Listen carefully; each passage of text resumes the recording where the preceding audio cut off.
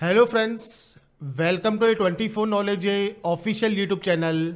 आज के इस वीडियो में हम बात करेंगे institute of banking personnel selection IBPS की न्यू रिक्रूटमेंट नोटिफिकेशन के बारे में, जो कि फ्रेंड्स यहाँ पर स्पेशलिस्ट ऑफिसर 10 के लिए यहाँ पर आपसे ऑनलाइन आवेदन इनवाइट किए गए हैं। तो फ्रेंड्स यहाँ पर जो इसकी ऑफिशियल नोटिफिकेशन है ये आपकी जारी हो चुकी है और इसके बारे में हम बात करेंगे इस वीडियो में कि कौन कौन यहाँ पर इस वैकेंसी के लिए एलिजिबल रहेंगे।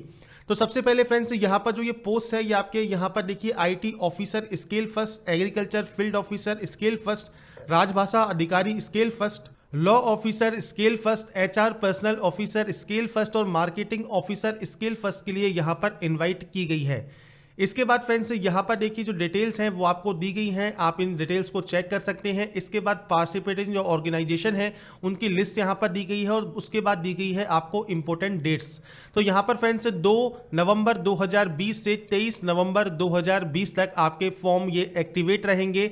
आपके जो प्री एग्जाम के कॉल लेटर हैं ये दिसंबर 2020 में जारी होंगे और आपका जो प्री एग्जाम है ये 26 दिसंबर 2020 और 27 दिसंबर 2020 को कंडक्ट किया जाएगा और प्री एग्जाम के रिजल्ट जनवरी 2020 के स्टार्ट में आ जाएंगे और आपका जो मेन का जो कॉल लेटर है वो भी जनवरी 2021 में आएगा और ऑनलाइन एग्जामिनेशन 24 जनवरी 2021 को कंडक्ट किए जाएंगे।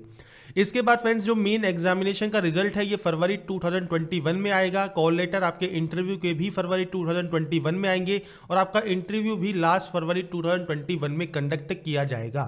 अब जो ओवरऑल आपकी सिलेक्शन प्रोसेस जब कंप्लीट होगी आपको जो ज्वाइनिंग मिलेगी वो प्रोविजनल अलॉटमेंट आपका अप्रैल 2021 में होने वाला है। इसके बाद फ्रेंड्स एलिजिबिलिटी कंडीशंस की डिटेल दी गई है। तो ऑल इंडिया वैकेंसी है, कोई भी इसमें आवेदन कर सकता है। इसके बाद एज क्राइटेरिया 1/11/2020 को काउंट होगा। तो आपकी जो एज है वो मिनिमम 20 साल और मैक्सिमम 30 साल रहनी चाहिए। मतलब आपका जो जन्म है वो 2/11/1990 और 1/11/2000 के बीच में होना चाहिए, इन दोनों डेटों को मिलाकर। इसके बाद एजुकेशन क्वालिफिकेशन आपकी 23/11/2020 तक कंप्लीट होनी चाहिए अगर आप इस वैकेंसी के लिए अप्लाई करना चाहते हैं। तो सबसे पहले है आईटी ऑफिसर स्केल फर्स्ट की वैकेंसी। तो 20 से 30 साल एज क्राइटेरिया रहेगा। 4 ईयर इंजीनियरिंग या टेक्नोलॉजी डिग्री आपके पास कंप्यूटर साइंस या computer application, information technology, electronics या इलेक्ट्रॉनिक्स एंड कम्युनिकेशन में आपके पास होनी चाहिए।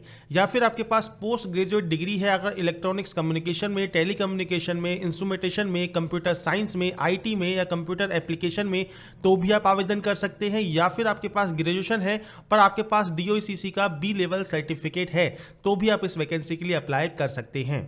इसके बाद फ्रेंड्स नीचे जो पोस्ट है वो है आपके एग्रीकल्चर फील्ड ऑफिसर की। तो 4 ईयर की डिग्री आपके पास agriculture, horticulture, animal husbandry, veterinary science, dairy science, fishery या फिर एग्रीकल्चर मार्केटिंग कॉर्पोरेशन में, फॉरेस्ट्री में या फिर आपके एग्रीकल्चर बायोटेक्नोलॉजी में, फूड साइंस में आपके पास होनी चाहिए, जो कि आपको यहाँ पर डिसिप्लिन दिए गए हैं। राजभाषा अधिकारी के लिए फ्रेंड्स पोस्ट ग्रेजुएट डिग्री आपके पास इन हिंदी होनी चाहिए with English as a subject at the degree level. अगर आपने पढ़ रखी है तो आप इसमें आवेदन कर सकते हैं। या फिर पोस्ट ग्रेजुएट डिग्री आपके पास संस्कृत में और इंग्लिश और and Hindi as a subject आपके पास ग्रेजुएशन लेवल में है तो भी आप इसमें आवेदन कर सकते हैं। इसके बाद है लॉ ऑफिसर की वैकेंसी। तो एलएलबी आपके पास होना चाहिए और साथ में आप एनरोल होने चाहिए as a advocate with bar council में।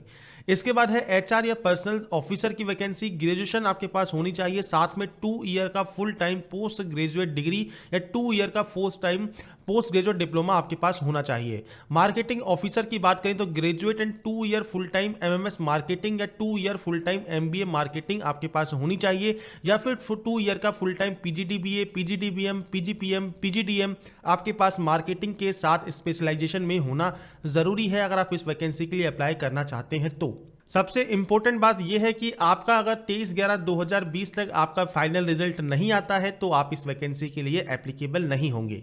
एज क्राइटेरिया जो 20 से 30 साल है इसमें फ्रेंड्स एससी, एसटी, पीएच या एक्स सर्विसमैन कैंडिडेट को यहां पर अपर एज में छूट मिल जाती है। उसके अकॉर्डिंग आप यहां पर अपर एज अपनी चेक कर सकते हैं।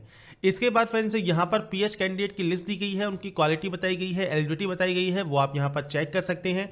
इसके बाद फ्रेंड्स आपको नीचे आना है और नीचे आपको जानकारी मिलेगी इसके ऑनलाइन एग्जामिनेशन की, जो कि पेज नंबर 7 पर आपको दिया गया है। यहाँ पर देखिए लॉ ऑफिसर एंड राजभाषा अधिकारी के लिए आपके 3 सेक्शन में आपका पेपर होता है जिसमें 150 क्वेश्चन होंगे 125 मार्क्स के। इंग्लिश एंड हिंदी दोनों ही लैंग्वेज में अवेलेबल रहेंगे और हर एक सेक्शन को आपको 40-40 मिनट दिए जाएंगे। इसके बाद जो फर्दर जो भी पोस्ट है उनके लिए फ्रेंड्स आपका 3 सेक्शन है, English, reasoning and quant. 150 question 125 marks के इंग्लिश एंड हिंदी दोनों ही लैंग्वेज में अवेलेबल रहेंगे। और आपको यहाँ पर आपकी जो भी पोस्ट है उसके अकॉर्डिंग 40-40 मिनट का सेक्शन वाइज टाइम आपको दिया जाएगा। इसमें पास आउट कैंडिडेट को बुलाया जाएगा मेन एग्जामिनेशन के लिए। तो मेन एग्जामिनेशन फ्रेंड्स इन पोस्ट के लिए जो रहेगी वो प्रोफेशनल नॉलेज रहेगी। 60 question 60 marks English and Hindi में आपको यहाँ पर मीडियम ऑफ एग्जाम अवेलेबल रहेंगे और 45 मिनट का ड्यूरेशन रहेगा।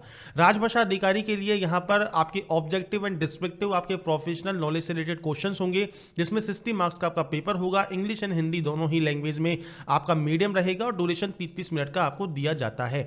इसके बाद फ्रेंड्स आपका जो है इसमें इंटरव्यू होगा और उसके बाद आपका फाइनल सिलेक्शन होगा। नेगेटिव मार्किंग 0.25 की यहां पर रखी गई है 1/4 की, तो आपकी नेगेटिव मार्किंग भी यहां पर रहती है। इसके बाद फ्रेंड्स आपको इंटरव्यू के लिए बुलाया जाएगा और इंटरव्यू के बाद आपका जो डॉक्यूमेंट वेरिफिकेशन है ये कंप्लीट होगा और उसके बाद आपका इसमें फाइनल सिलेक्शन हो जाएगा। इसके बाद फ्रेंड्स यहाँ पर जो डिटेल्स दी गई हैं इसमें फ्रेंड्स आप कैसे इस फॉर्म को अप्लाई कर सकते हैं, क्या क्या डिटेल्स आपको फिल करनी है और कैसे आप इसमें जो है आवेदन कर पाएंगे 2 नवंबर से 23 नवंबर 2020 तक, इसकी जानकारी आपको इस सेक्शन में देखने को मिल जाती है। साथ में फॉर्म फिलअप का वीडियो भी हम अवेलेबल कराएंगे।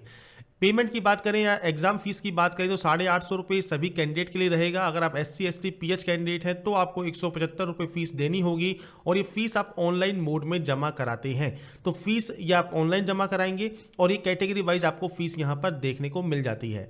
इसके बाद बात करते हैं वैकेंसीज की, कितनी कितनी वैकेंसीज आपकी यहाँ पर रहेंगी, तो ये फर्दर जानकारी आपको इस सेक्शन में दी गई है। इसके बाद मिलेगा आपको पेज नंबर 20 पर annexure 1।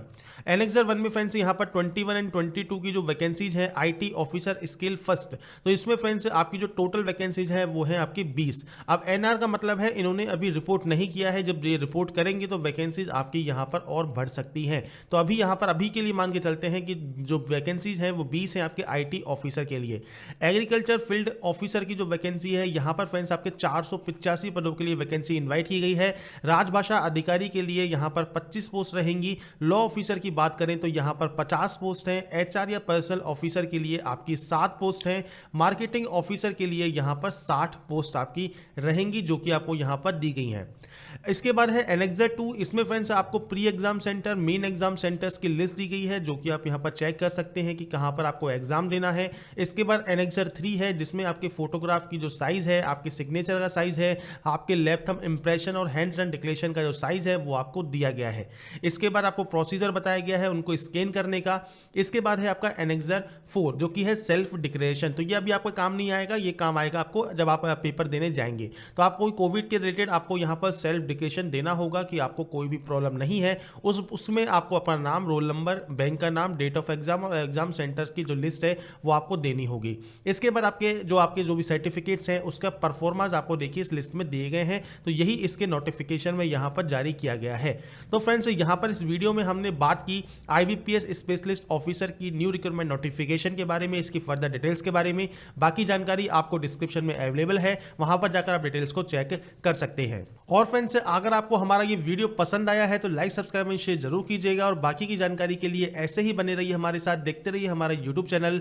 And last, thanks for watching.